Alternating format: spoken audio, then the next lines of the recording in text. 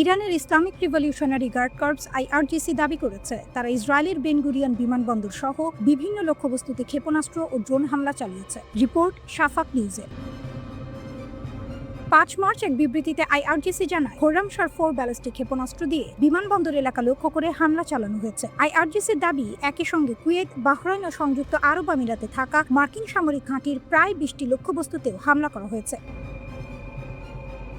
এদিকে ইরানের সেনাবাহিনী জানিয়েছে তারা তেল আবিবে ড্রোন হামলা চালিয়েছে এবং ইসরায়েলের উত্তরাঞ্চলের গুরুত্বপূর্ণ রাডার স্থাপনা মেরনেও আঘাত হেনেছে। এছাড়া ইরান ইরাক সীমান্তের কাছে কাসার শিরিন এলাকায় একটি ইসরায়েলি হার্মিস ড্রোন ভূপাতিত করার দাবি করেছে তারা। মার্কিন সামরিক বাহিনী জয়েন্ট চিফস অফ স্টাফের চেয়ারম্যান জেনারেল ড্যান কেন জানিয়েছেন ইরান হাজার হাজার ওয়ান ওয়ে বা একমুখী অ্যাটাক ড্রোন মোতায়েন করছে। যুক্তরাষ্ট্রের অধিকাংশ ড্রোন ভূপাতিত করার সক্ষমতা আছে ঠিকই, তবে এই বিশাল সংখ্যার সবকটি ঠেকানো সম্ভব নয়। ইরানের পররাষ্ট্রমন্ত্রী আব্বাস আরাকচি মার্কিন প্রেসিডেন্ট ডোনাল্ড ট্রাম্পের উদ্দেশ্যে বলেছেন, মিস্টার প্রেসিডেন্ট, আপনার প্ল্যান এ ব্যর্থ, প্ল্যান বি আরও ব্যর্থ হবে। ইরানের শীর্ষ কূটনীতিক সামাজিক মাধ্যম প্ল্যাটফর্ম এক্সে লিখেছেন, দ্রুত সরাসরি সামরিক বিজয়ের জন্য প্ল্যান এ ব্যর্থ হয়েছে। মিস্টার প্রেসিডেন্ট, আপনার প্ল্যান বি হবে আরও বড় ব্যর্থতা। তিনি উল্লেখ করে বলেন, অনন্য চুক্তি করার সুযোগ আলোচনার সর্বশেষ রাউন্ডে শেষ হয়ে গেছে। আব্বাস আরাকচি বলেন, ইসরায়েল ফার্স্ট মানেই সবসময় আমেরিকা লাস্ট। ইরানের হামলার ঘটনায় যুক্তরাষ্ট্রের এখন পর্যন্ত ২০০ কোটি মার্কিন ডলারের বেশি ক্ষতি হয়েছে। তুরস্কের আনাদোলু এজেন্সির জরিপে এই তথ্য উঠে এসেছে। হামলার প্রথম দিনেই আঘাতপ্রাপ্ত হয় কাতারের আল উদেইদ বিমান ঘাঁটি, যার মূল্য অন্তত $1.1 বিলিয়ন। কুয়েতের আকাশ প্রতিরক্ষা ব্যবস্থার ফ্রেন্ডলি ফায়ার বা ভুলবশত গুলি ছোড়ার ঘটনায় ৩টি F-15 স্ট্রাইকিং ঈগল যুদ্ধ বিমান ধ্বংস হয়, যার মূল্য অন্তত $282 মিলিয়ন। ইরানের হামলায় বাহরাইনের মানামায় মার্কিন নৌবাহিনীর ৫ম নৌবহরের সদর দপ্তরে ২টি স্যাটেলাইট যোগাযোগ টার্মিনাল ও কয়েকটি বড় ভবন ধ্বংস হয়ে গেছে। টার্মিনালগুলোর স্থাপন ও মোতায়েন ব্যয় সহ প্রতিটির মূল্য আনুমানিক $20 মিলিয়ন। সংযুক্ত আরব আমিরাতের আল ওয়াইস শিল্পনগরীতে মোতায়েন করা থার্ড অ্যান্টি ব্যালিস্টিক মিসাইল ব্যবস্থার রাডার উপাদান ধ্বংসের দাবি করেছে ইরান। অন্যদিকে ইসরায়েলি সেনাবাহিনী জানিয়েছে তারা ইরানের রাজধানী তেহরান ও আশেপাশের এলাকায় নিরাপত্তা ও সামরিক স্থাপনা লক্ষ্য করে নতুন করে বিমান হামলা চালিয়েছে। এটা আইআরজিসি, বাসিজ বাহিনী ও ইরানের অভ্যন্তরীণ নিরাপত্তা বাহিনীর বিভিন্ন স্থাপনা লক্ষ্যবস্তু করা হয়েছে। ইরানের পররাষ্ট্রমন্ত্রী আব্বাস আরাকচি বলেছেন, যুক্তরাষ্ট্র কোনো সতর্কতা ছাড়াই আন্তর্জাতিক জলসীমায় থাকা ইরানি যুদ্ধজাহাজে হামলা চালিয়েছে। এই হামলার ফল যুক্তরাষ্ট্রকে ভোগ করতে হবে। এক্স পোস্টে আব্বাস আরাকচি জানান, যুক্তরাষ্ট্র যে নজির স্থাপন করেছে তার জন্য তারা তীব্র অনুশোচনা করবে। ইরানি যুদ্ধজাহাজটি ভারতের নৌবাহিনীর অতিথি ছিল।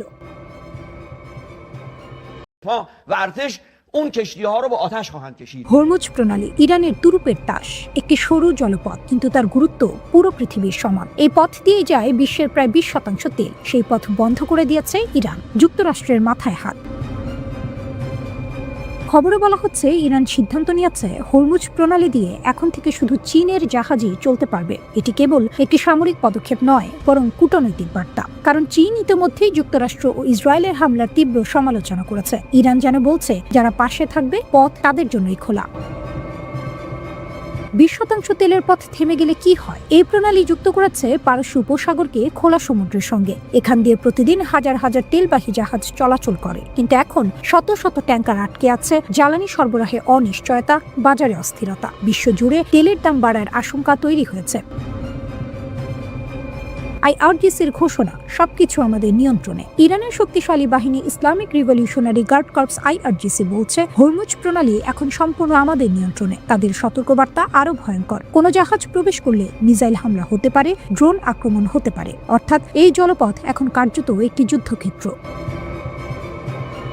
উপসাগরীয় দেশগুলো চাপে। এই পথের উপর নির্ভর করে আরব আমিরাত, কাতার। তাদের জ্বালানি রপ্তানি এখন ঝুঁকিতে। বিশেষ করে এশিয়ার দেশগুলো বড় ধাক্কা খেতে পারে। হরমুজ প্রণালী পারস্য উপসাগরের বন্দরগুলোকে উন্মুক্ত সমুদ্রের সঙ্গে যুক্ত করে। বিশ্বের মোট তেলের প্রায় 20% এই পথে আসে, যা চীন ও ভারতের মতো এশিয়ার বাজারে পৌঁছায়। রুট বন্ধ থাকলে বৈশ্বিক জ্বালানি সরবরাহে বড় ধরনের অস্থিরতা তৈরি হতে পারে।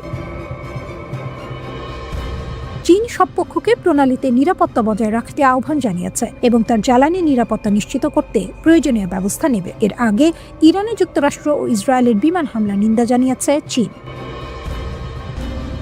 ইরানের ওপর যুক্তরাষ্ট্র ও ইসরায়েলের চলমান সামরিক অভিযানের তীব্র সমালোচনা করে অবিলম্বে হামলা বন্ধের দাবি জানিয়েছে মস্কো ও বেজিং। রাশিয়ার পররাষ্ট্রমন্ত্রী সার্গেই ল্যাভরভ স্পষ্ট জানিয়েছেন, তেহরান পারমাণবিক বোমা তৈরি করছে এমন কোনো প্রমাণ মস্কোর কাছে নেই। চীন এই যৌথ হামলাকে আন্তর্জাতিক স্থিতিশীলতার জন্য হুমকি হিসেবে অভিহিত করে অবিলম্বে সামরিক অভিযান স্থগিত করার আহ্বান জানিয়েছে। চীনা পররাষ্ট্রমন্ত্রী ওয়াং ই তার ইসরায়েলি সমকক্ষ গিডিয়ন সার এর সঙ্গে এক ফোন আলাপে বলেন যে যখন ওয়াশিংটন ও তেহরানের মধ্যে আলোচনা ইতিবাচকভাবে এগোচ্ছিল, ঠিক তখনই এই সামরিক হস্তক্ষেপ শান্তি প্রক্রিয়াকে বাধাগ্রস্ত করেছে। ইরান হরমুজ প্রণালী বন্ধ ঘোষণা করেছে। তেহরানের পক্ষ থেকে হুঁশিয়ারি দিয়ে বলা হয়েছে, কোনো জাহাজ প্রণালী পার হওয়ার চেষ্টা করলে রিভলিউশনারি গার্ড ও নৌবাহিনী সেটিকে লক্ষ্যবস্তু করবে। জ্বালানি বাজার পর্যবেক্ষণ ও গবেষণা প্রতিষ্ঠান কেপলার জানিয়েছে, ইরানে যুক্তরাষ্ট্র ও ইসরায়েলি বাহিনীর হামলা শুরুর পর থেকে কৌশলগতভাবে অত্যন্ত গুরুত্বপূর্ণ হরমুজ প্রণালীতে জ্বালানি তেলের ট্যাঙ্কার চলাচল 90% কমে গেছে। ইউক্রেনের আকাশে যে ড্রোন একসময় মানুষের ঘুম কেড়ে নিয়েছিল, সে একই ভয় এখন নেমে এসেছে মধ্যপ্রাচ্যে। ইরানের তৈরি ডেল্টা উইং শাহেদ 136 একটি ছোট কিন্তু ভয়ঙ্কর অস্ত্র। এর দাম মাত্র $50,000, কিন্তু এর শব্দ কর্কশ কানে বাজে, আর সেই শব্দ মানেই বিপদ খুব কাছে। 48 ঘন্টায় বাহরাইন, কুয়েত, সংযুক্ত আরব আমিরাত পুরো উপসাগরীয় অঞ্চল কেঁপে উঠেছে ইরানের শত শত শাহেদ ড্রোনের হামলায়। তেহরান যেন এক নতুন বার্তা দিয়েছে, আমরা শুধু প্রতিরক্ষা করব না, আমরা পৌঁছে যাব তোমাদের আকাশে। বাহরাইন থেকে পাওয়া একটি ভিডিও, অন্ধকার রাত, হঠাৎ কর্কশ শব্দ, একটি ড্রোন সোজা ধেয়ে আসছে, তারপর ধাক্কা, একটি বহুতল ভবনে সরাসরি আঘাত, ব্যালকনিতে আগুন জ্বলছে, জ্বলন্ত ধ্বংসাবশেষ নিচে পড়ে যাচ্ছে। আরেকটি ভিডিওতে দেখা গেছে একটি ড্রোন উড়ে যাচ্ছে মার্কিন নৌবাহিনীর 5ম ফ্লিটের সদর দপ্তরের ওপর দিয়ে, তারপর সেটি নিচে নেমে আঘাত হানে একটি রাডার ড্রোনে। একটি নিখুঁত হামলা, সংখ্যার ভেতর লুকানো ভয়, পরিসংখ্যানটা আরও ভয়ঙ্কর। মাত্র কয়েকদিনে 1000-এর বেশি ড্রোন ছোড়া হয়েছে। শুধু সংযুক্ত আরব আমিরাতে হামলা হয়েছে 689টি ড্রোন দিয়ে। এর মধ্যে 645টি ভূপাতিত, কিন্তু 44টি ড্রোন লক্ষ্যবস্তুতে আঘাত করেছে। মাত্র 6% সফলতা, কিন্তু সেটাই যথেষ্ট, কারণ প্রতিটি সফল আঘাত মানেই আগুন, ধ্বংস, আতঙ্ক। কিভাবে কাজ করে এই ড্রোন? এই ড্রোন দেখতে ছোট, কিন্তু এর কৌশল বড়। দৈর্ঘ্য প্রায় 3.5 মিটার, ডানার বিস্তার 2.5 মিটার, বিস্ফোরক বহন প্রায় 50 কেজি। এটি দ্রুত নয়, কিন্তু চতুর। নিচ দিয়ে উড়ে রাডার ফাঁকি দেয়, আগে থেকেই নির্ধারিত পথ অনুসরণ করে, শেষ মুহূর্তে লক্ষ্যবস্তুর ওপর ঝাঁপিয়ে পড়ে। কখনো অপারেটর দূর থেকে নিয়ন্ত্রণও করতে পারে, মানে শেষ সেকেন্ডেও দিক বদল সম্ভব। যুদ্ধের নতুন কৌশল, ঝাঁক। এই ড্রোন একা আসে না, এরা আসে ঝাঁক বেঁধে। রাশিয়া ইতিমধ্যে ইউক্রেনে এই কৌশল ব্যবহার করেছে। একসঙ্গে শত শত ড্রোন, সঙ্গে ডেকয়, ভুয়া লক্ষ্য। প্রতিরক্ষা ব্যবস্থা বিভ্রান্ত হয়, আসল ক্ষেপণাস্ত্র তখন আঘাত হানে। এই কৌশলই এখন মধ্যপ্রাচ্যে ছড়িয়ে পড়ছে। আগুন ছড়িয়ে পড়ছে তেল নগরীতেও। সৌদি আরবের রাশ তানুরা সবচেয়ে বড় তেল শোধনাগারগুলোর একটি। সেখানে ড্রোন হামলার পর আগুন লেগেছে, কারখানা বন্ধ, উৎপাদন থেমে গেছে। এটা শুধু সামরিক আঘাত নয়, এটা অর্থনীতির ওপর আঘাত, জ্বালানি বাজারের ওপর চাপ। যুক্তরাষ্ট্র ও ইসরায়েলের সঙ্গে চলমান সংঘাতের মধ্যে ইরান তার সামরিক সক্ষমতা প্রদর্শন করেছে। দেশটি নিজস্ব উন্নত প্রযুক্তির মিসাইল ও ড্রোনের বিশাল ভাণ্ডার ব্যবহার করে কেবল পাল্টা হামলা করছে না, বরং আধুনিক আকাশ প্রতিরক্ষা ব্যবস্থাকেও চ্যালেঞ্জ দিচ্ছে। ইন্টারেস্টিং ইঞ্জিনিয়ারিং এর প্রতিবেদনে বলা হয়েছে, মার্কিন ও ইসরায়েলি হামলার প্রতিক্রিয়ায় ইরান নিজেদের তৈরি ব্যালিস্টিক মিসাইল, ক্রুজ মিসাইল এবং ওয়ান ওয়ে বা আত্মঘাতী ড্রোন ব্যবহার করছে। এসব অস্ত্র দীর্ঘ দূরত্ব পেরিয়ে লক্ষ্যবস্তুতে নিখুঁত আঘাত হানতে সক্ষম এবং যুক্তরাষ্ট্রের প্যাট্রিয়ট ও ইসরায়েলের আয়রন ডোম ও অ্যারো সিস্টেমের মতো উন্নত প্রতিরক্ষা ব্যবস্থাকে কার্যকরভাবে চ্যালেঞ্জ করছে। ইরানের পাল্টা হামলার কৌশল স্তরভিত্তিক এবং প্রচলিত বিমান বাহিনীর শক্তির সঙ্গে সমন্বিত। দেশের বিভিন্ন উৎক্ষেপণ কেন্দ্রকে নিরাপদ স্থানে ছড়িয়ে রাখার মাধ্যমে ইরান ক্রমাগত হামলার সময়ও কার্যক্রম চালিয়ে যেতে পারে। একদিকে শক্তিশালী প্রতিরক্ষা ব্যবস্থা, অন্যদিকে একের পর এক মিসাইল আর ড্রোন হামলা। ইসরায়েল যুক্তরাষ্ট্রের প্রতিরক্ষা কি সত্যিই কাজ করছে, নাকি ইরানি আক্রমণে ফাঁক বের হয়ে যাচ্ছে? 2 মার্চ পরিস্থিতি হঠাৎ করে আরও ভয়ঙ্কর হয়ে ওঠে। ইরান তাদের হামলা বাড়িয়ে দেয়। শুধু ইসরায়েল না, পুরো অঞ্চলে ছড়িয়ে পড়ে আঘাত। টার্গেট কোথায়? ইরাকের ঘাঁটি, সিরিয়ার এলাকা, বাহরাইন, কুয়েত, এমনকি সাইপ্রাসে ব্রিটিশ ঘাঁটি। প্রধান হামলাগুলো।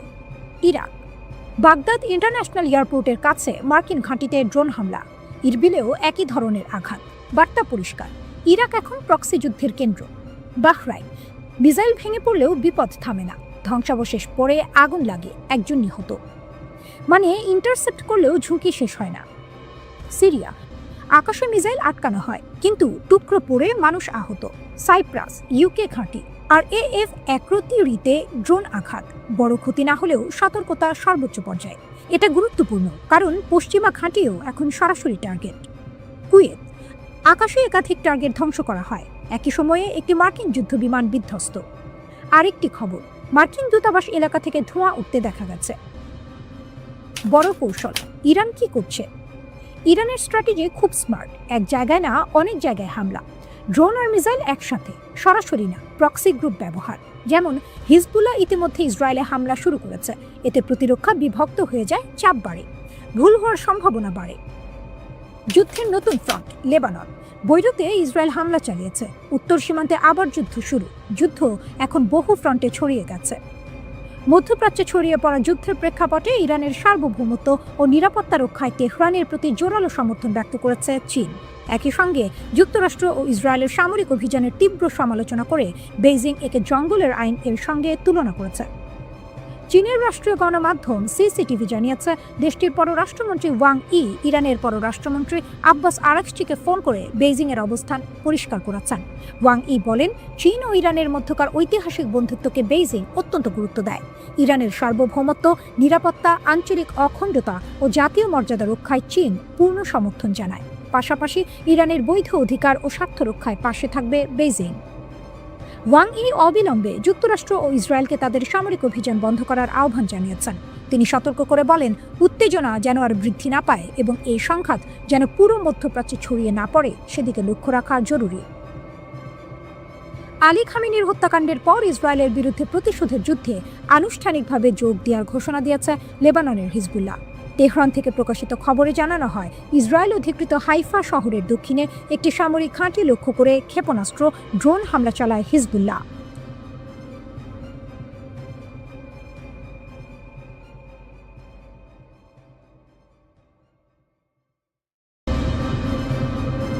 রাতের আকাশ হঠাৎ করে আলোকিত হয়ে উঠেছে, একটার পর একটা আগুনের রেখা নিচে পড়ছে। সোশ্যাল মিডিয়ায় ভাইরাল হওয়া ভিডিওগুলো ঠিক এমনই দৃশ্য দেখাচ্ছে। ইসরায়েলের আকাশে যেন আগুনের বৃষ্টি।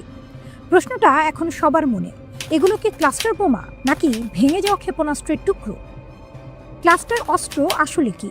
সহজভাবে বললে ক্লাস্টার মিউনিশন হলো এমন এক ধরনের বোমা যা আকাশে গিয়ে একটা বড় বিস্ফোরণ না হয়ে মাঝপথে খুলে যায়, তারপর ছড়িয়ে দেয় অনেক ছোট ছোট বোমা।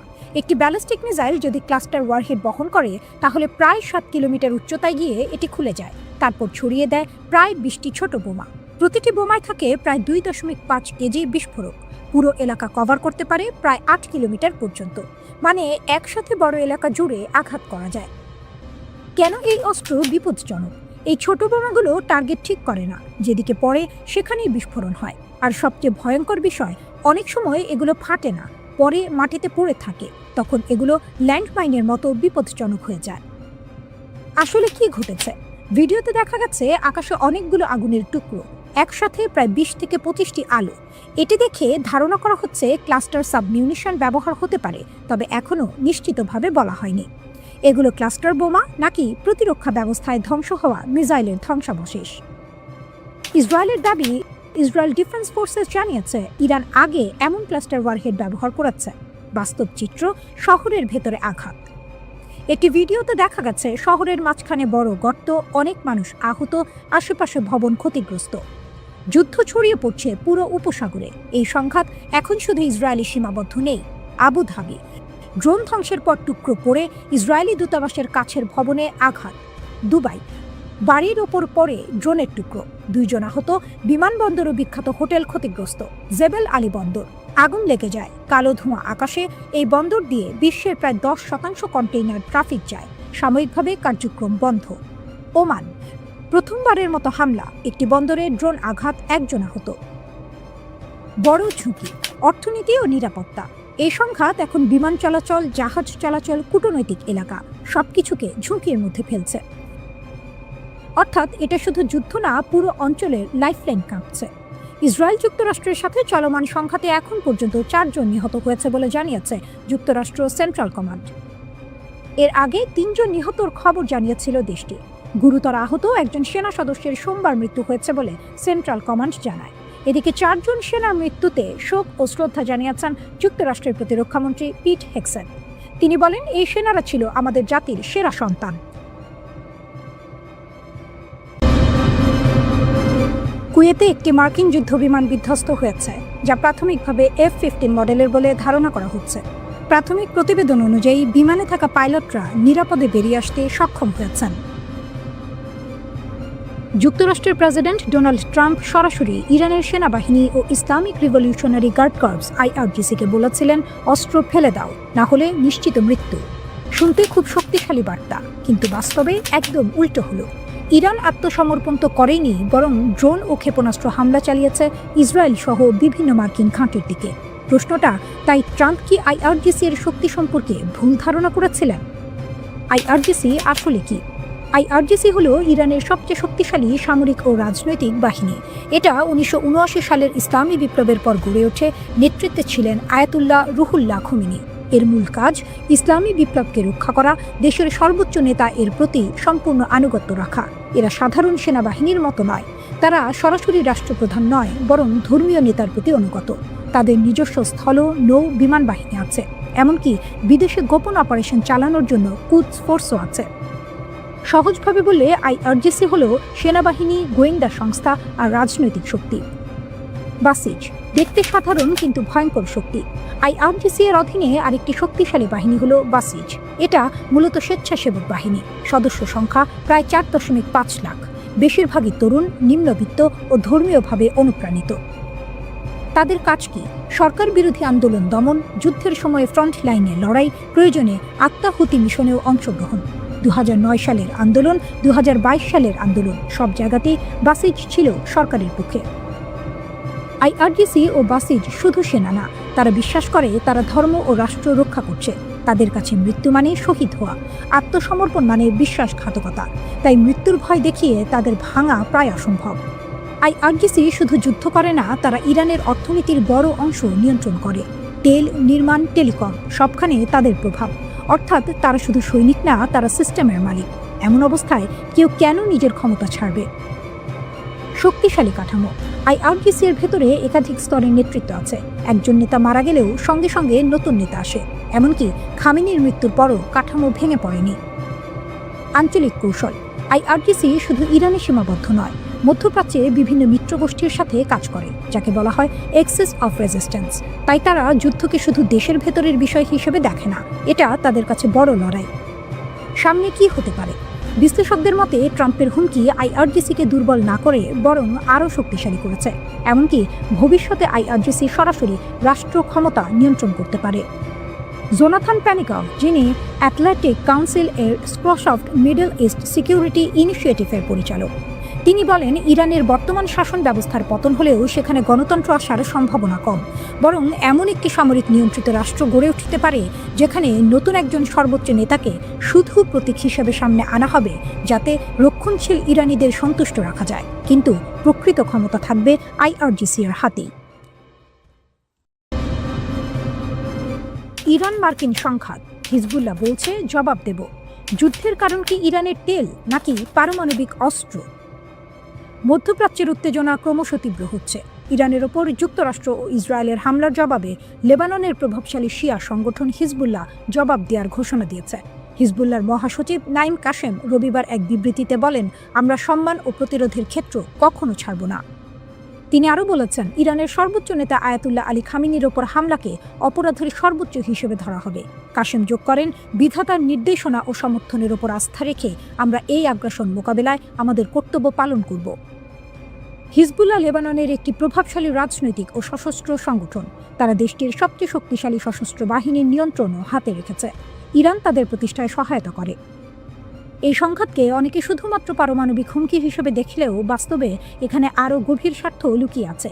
মিডিয়া যখন বারবার পারমাণবিক শব্দটি ব্যবহার করে, তখন বিনিয়োগকারীরা প্রশ্ন করছেন, এটি কি আসলে ইউরেনিয়াম সমৃদ্ধির বিষয়, নাকি এটা শক্তি ও জ্বালানি নিয়ন্ত্রণের খেলা?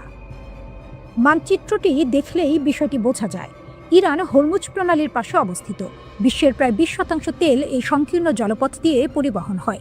এই পথটি যদি ক্ষতিগ্রস্ত হয়, তেলের দাম সঙ্গে সঙ্গে বেড়ে যায়। দাম বাড়লে মুদ্রাস্ফীতি বেড়ে যায়, মুদ্রার মান নেমে যায়, আর অর্থনৈতিক ভারসাম্য বিঘ্নিত হয়। তাই এই অঞ্চলের সামরিক অবস্থান সবসময় জ্বালানি রুটের সঙ্গে জড়িত। পারমাণবিক বিষয়টি হচ্ছে প্ররোচনা, ভয় সৃষ্টি করার হাতিয়ার, কিন্তু বাস্তব শক্তি আসলে তেল এবং গ্যাসের নিয়ন্ত্রণে। আধুনিক অর্থনীতি ইউরেনিয়ামে নয়, তেল ও গ্যাসে চলতে থাকে। শিল্প উৎপাদন, সামরিক পরিবহন, জাহাজ চলাচল, বাণিজ্য, মুদ্রা চাহিদা সবকিছু জ্বালানির উপর নির্ভরশীল। যে অঞ্চলটি জ্বালানি নিয়ন্ত্রণ করে, সেই অঞ্চলের দামের ওপর প্রভাব রাখতে পারে। যদিও সংবাদ মাধ্যম পারমাণবিক হুমকি নিয়ে শোরগোল করছে, বাস্তবে তেলের দামের ওঠানামাই বিশ্ব অর্থনীতিতে প্রকৃত প্রভাব ফেলছে। তেলের অস্থিরতায় সোনার দাম বেড়ে যায়, প্রতিরক্ষা খাতের শেয়ার উড়ন্ত হয়ে ওঠে, বিমার খরচ বৃদ্ধি পায়, উদীয়মান বাজারের মুদ্রা দুলতে থাকে। অর্থনীতিতে এই ঝুঁকি পরিচালিত হয় মূলত জ্বালানি দিয়ে। সুতরাং মধ্যপ্রাচ্যের সংঘাতে পারমাণবিক অস্ত্র শুধুই কারণ, আর তেল হচ্ছে মূল চালিকা শক্তি। ক্ষেপণাস্ত্র ও ড্রোন যুদ্ধের আলো শুরু করে, কিন্তু তেল এবং মুদ্রার স্থিতিশীলতা নির্ধারণ করে যুদ্ধের শেষ বিন্দু। যারা মূল নৈতিক দিক নিয়ে বিতর্কে মগ্ন, তারা মূল বিষয়টি মিস করে। আর যারা অর্থনৈতিক প্রজ্ঞা রাখে, তারা বুঝে যারা জ্বালানি নিয়ন্ত্রণ করে, তারা পুরো ব্যবস্থার উপর প্রভাব বিস্তার করে। এই পরিস্থিতিতে হিজবুল্লাহর জবাব দেওয়ার ঘোষণা এবং ইরানের দৃঢ় অবস্থান শুধু রাজনৈতিক বা সামরিক উত্তেজনা নয়, বৈশ্বিক জ্বালানি নিরাপত্তা এবং অর্থনীতিকেও ঝুঁকির মুখে ফেলছে।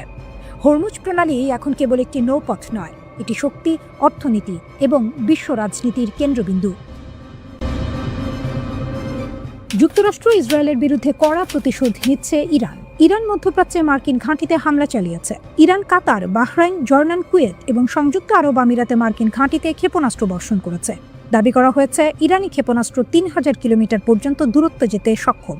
আইআরজিসি যুক্তরাষ্ট্র ও ইসরায়েলকে হুমকি দিচ্ছে। তারা বলছে ট্রাম্প ও নেতানিয়াহু লাল রেখা অতিক্রম করেছেন। ইরানের ফাতা-2 মিসাইলের হাইপারসনিক গতি প্রায় ম্যাক 13। এই মিসাইল কি মার্কিন সামরিক স্থাপনা ধ্বংস করার জন্য প্রস্তুত? বিশ্বের সবচেয়ে শক্তিশালী সেনাবাহিনী কি ইরানি ক্ষেপণাস্ত্রের হামলার সামনে ভেঙে যেতে পারে? ইরান 3000-এর বেশি ক্ষেপণাস্ত্র মার্কিন অবস্থানের দিকে সাজাচ্ছে। মধ্যপ্রাচ্য কি এমন এক সংঘর্ষের দিকে ধাবিত হচ্ছে যা কয়েক দশক ধরেই দেখা যায়নি? ইসরায়েলি সেনাবাহিনী ঘোষণা করেছে যে সাম্প্রতিক উত্তেজনার সময় ইরানি স্থল থেকে ইসরায়েলের দিকে ক্ষেপণাস্ত্র উৎক্ষেপণ শনাক্ত করা হয়েছে। ইরান থেকে মধ্য ইসরায়েলের দিকে একটি ব্যালিস্টিক ক্ষেপণাস্ত্র ইসরায়েলি বিমান প্রতিরক্ষা ব্যবস্থা দ্বারা ধ্বংস করা হয়েছে। প্রাথমিক মিডিয়া রিপোর্ট অনুযায়ী বিশ্লেষকরা বলছেন এই উৎক্ষেপণগুলি ইরানের প্রথম প্রতিশোধের তরঙ্গ হতে পারে, যা মার্কিন ইসরায়েল যৌথ হামলার প্রতিক্রিয়ায় পরিচালিত হয়েছে। রিপোর্ট অনুযায়ী মধ্যপ্রাচ্যের একাধিক মার্কিন সামরিক ঘাঁটিতেও ইরানি ক্ষেপণাস্ত্র ও ড্রোন হামলা হয়েছে। এই বিনিময় চলাকালীন প্রতিরক্ষা বিশেষজ্ঞরা বিশ্লেষণ শুরু করেছেন যে ইরান কোন ধরনের ক্ষেপণাস্ত্র ব্যবহার করতে পারে মার্কিন ও ইসরায়েলি লক্ষ্যবস্তুতে ব্যাপক প্রতিশোধ অভিযান চালানোর জন্য। ইরানের ক্ষেপণাস্ত্র শক্তি। ইরানের ক্ষেপণাস্ত্র বাহিনীতে রয়েছে বিভিন্ন দূরত্বের ব্যালিস্টিক ক্ষেপণাস্ত্র। শাহাব-1 প্রায় 300 কিলোমিটার পরিসর, 770 থেকে 1000 কিলোমিটার ক্ষেপণাস্ত্র বহন করতে সক্ষম, ছোট দূরত্বের সুনির্দিষ্ট হামলার জন্য উপযুক্ত। শাহাব-2 প্রায় 500 কিলোমিটার পরিসর, 700 কেজি পর্যন্ত প্যালট বহন, পূর্বের ক্ষেপণাস্ত্রের চেয়ে বেশি দূরত্বে আঘাত করতে সক্ষম। CHM-1 প্রায় 700 থেকে 800 কিলোমিটার পরিসর, 650 কেজি প্যালট, আঞ্চলিক লক্ষ্যবস্তুতে উন্নত আঘাত। FAR-110 পরিবার প্রায় 300 কিলোমিটার পরিসর, 450 কেজি প্যালট, সুনির্দিষ্ট ছোট দূরত্বের হামলার জন্য। দূরপাল্লার ও মাঝারি পাল্লার ব্যালিস্টিক ক্ষেপণাস্ত্র। এগুলো সাধারণত 1000 থেকে 3000 কিলোমিটার পর্যন্ত যেতে সক্ষম এবং সরাসরি ইসরায়েল বা আঞ্চলিক লক্ষ্যবস্তুতে আঘাত হানতে পারে। খোররামশার-4 এটি ইরানের অন্যতম উন্নত ক্ষেপণাস্ত্র, যার পাল্লা 2000 কিলোমিটার এবং এটি 1500 কেজি ওজনের ওয়ারহেড বহন করতে পারে। সেজিল 2000 থেকে 2500 কিলোমিটার পাল্লার এই ক্ষেপণাস্ত্রটি কঠিন জ্বালানি চালিত এবং অত্যন্ত দ্রুত গতিসম্পন্ন। ইমাদ 1700 কিলোমিটার পাল্লার এই ক্ষেপণাস্ত্রটি নিখুঁতভাবে লক্ষ্যভেদে সক্ষম। শাহাব-3 1300 থেকে 2000 কিলোমিটার পাল্লার এটি ইরানের একটি নির্ভরযোগ্য ও পুরনো সংস্করণ। হাজ কাশেম 1400 কিলোমিটার পাল্লার এই ক্ষেপণাস্ত্রটি জেনারেল কাশেম সোলাইমানির স্মরণে নামাঙ্কিত। খাইবার শেকান 1450 কিলোমিটার পাল্লার একটি নির্ভুল লক্ষ্যভেদী ব্যালিস্টিক ক্ষেপণাস্ত্র। হাইপারসনিক ক্ষেপণাস্ত্র। ইরান সম্প্রতি হাইপারসনিক প্রযুক্তি যুক্ত করেছে, যা শব্দের চেয়ে 5 থেকে 13 গুণ বেশি গতিতে চলতে পারে, ফলে এগুলো প্রতিরোধ করা কঠিন। ফাতা-1 ও ফাতা-2 অত্যাধুনিক আকাশ প্রতিরক্ষা ব্যবস্থা এড়াতে সক্ষম। ইরান নিজেকে আঞ্চলিক শক্তি হিসেবে প্রতিষ্ঠার জন্য এই ক্ষেপণাস্ত্রগুলোকে প্রতিরোধ ও পাল্টা আক্রমণের সক্ষমতা হিসেবে বিবেচনা করে। বিশেষ করে ইসরায়েল এবং যুক্তরাষ্ট্রের সম্ভাব্য হুমকির বিপরীতে এই ক্ষেপণাস্ত্রগুলো গুরুত্বপূর্ণ। সাইরেন একটার পর একটা, শহরের আকাশ কাঁপছে শব্দে, আতঙ্কে, অজানা এক ভবিষ্যতের আশঙ্কায়। ইসরায়েলের শহরগুলোতে হঠাৎ করেই বেজে উঠল সতর্ক সংকেত। সেই মুহূর্তে শুরু হয়ে গেল এক নতুন অধ্যায়, ইসরায়েলে ইরানের হামলা। মাত্র কয়েক মিনিটের মধ্যে ইসরায়েল ডিফেন্স ফোর্সেস এর হোম ফ্রন্ট কমান্ড নাগরিকদের নির্দেশ দিল, বোমা শেল্টারের কাছে থাকুন, নিরাপদ কক্ষে প্রস্তুত রাখুন। রাস্তাগুলো থমকে গেল, মানুষ ছুটে গেল ঘরের ভিতরে, জনসমাগমের জায়গাগুলো ফাঁকা হয়ে গেল মুহূর্তেই, যেন যুদ্ধের অপেক্ষায় নিঃশ্বাস আটকে আছে। হামলার সাথে সাথেই ইসরায়েল তাদের আকাশসীমা বন্ধ করে দেয়, সব বেসামরিক ফ্লাইট স্থগিত, এয়ারপোর্টগুলো হয়ে যায় প্রায় মৃত শহর। পরিবহন মন্ত্রণালয় সরাসরি জানিয়ে দেয় এখন কেউ এয়ারপোর্টে আসবেন না। বিদেশে থাকা যাত্রীদের বলা হয় এয়ারলাইন্স আর মিডিয়ার আপডেট দেখুন, অপেক্ষা করুন। সরকারি ঘোষণা, পরিস্থিতি স্বাভাবিক হলে অন্তত 24 ঘন্টা আগে জানিয়ে ফ্লাইট চালু করা হবে। ইসরায়েল ইরানে হামলাকে বলছে প্রি এম্পটিভ স্ট্রাইক, অর্থাৎ আগাম হামলা যাতে শত্রুর সম্ভাব্য আক্রমণ ঠেকানো যায়। কিন্তু কয়েক ঘন্টার মাঝেই জবাব দিতে শুরু করে ইরান। হামলার পরপরই ইসরায়েল জুড়ে জরুরি অবস্থা ঘোষণা করা হয়। সাইরেন বেজে ওঠে বিভিন্ন শহরে, নাগরিকদের বলা হয় শেল্টারের কাছে থাকুন, কিন্তু এখনই ঢুকবেন না। ইরান মধ্যপ্রাচ্য জুড়ে যুক্তরাষ্ট্রের সামরিক ঘাঁটিকে টার্গেট করেছে। কাতারের দোহায় আবারও ক্ষেপণাস্ত্র হামলা। বিবিসির প্রতিবেদনে বলা হয়েছে কাতারের রাজধানী দোহায় আবারও ক্ষেপণাস্ত্র হামলার ঘটনা ঘটেছে।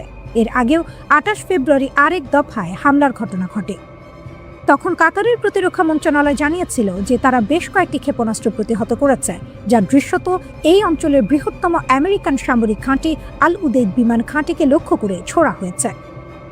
যুক্তরাষ্ট্র ও ইসরায়েলের যৌথ হামলায় ইরানের সিনিয়র রাজনৈতিক নেতা ও সেনাপ্রধান নিহত হওয়ার যে খবর ছড়ানো হচ্ছে তা সঠিক নয় বলে দাবি করেছে দেশটির রাষ্ট্রীয় গণমাধ্যম।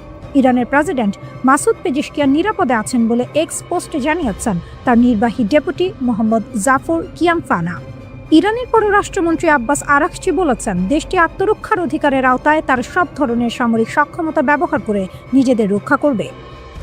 বার্তা সংস্থা এএফপি তাদের সংবাদদাতাদের বরাতে জানিয়েছে ইরাকের উত্তরাঞ্চলীয় শহর ইরবিলে যুক্তরাষ্ট্রের কনসুলেটের কাছে একাধিক বিস্ফোরণের শব্দ শোনা গেছে। কনসুলেটের নিকটবর্তী এলাকার এক বাসিন্দা বলেছেন, আমি কমপক্ষে 3টি প্রচণ্ড বিস্ফোরণের শব্দ শুনেছি, আমার বাড়ি কেঁপে উঠেছিল। ইরানে হামলার ছবি প্রকাশ করেছে ইসরায়েল। হামলায় ব্যবহার করা হয়েছিল বাংকার বাস্টার, টমাহকের মতো সমরাস্ত্র। ইরান সৌদি আরবের রাজধানী রিয়াদ ও পূর্বাঞ্চলে হামলা চালিয়েছে বলে এক বিবৃতিতে জানিয়েছে দেশটির পররাষ্ট্র মন্ত্রণালয়। তবে হামলাগুলো প্রতিহত করা হয়েছে বলে দাবি করেছে তারা। যুক্তরাষ্ট্র ও ইসরায়েল এক ব্যাপক যৌথ হামলা চালানোর পর মার্কিন সামরিক ঘাঁটি থাকা উপসাগরীয় আরব রাষ্ট্রগুলো ইরানের পাল্টা হামলার মুখে পড়েছে। ইরান সরকার নিশ্চিত করেছে যে তারা মধ্যপ্রাচ্যের বেশ কয়েকটি লক্ষ্যে পাল্টা হামলা চালিয়েছে। দেশটির বার্তা সংস্থা ফার্সের খবর অনুযায়ী বাহরাইন, কুয়েত, কাতার ও সংযুক্ত আরব আমিরাত সহ মার্কিন বিমান ঘাঁটি ও অন্যান্য সামরিক রসদ আছে এমন স্থানগুলোতে হামলা চালানো হয়েছে। এবার সৌদি আরবও জানালো তাদের দেশেও আক্রমণ চালানো হয়েছে।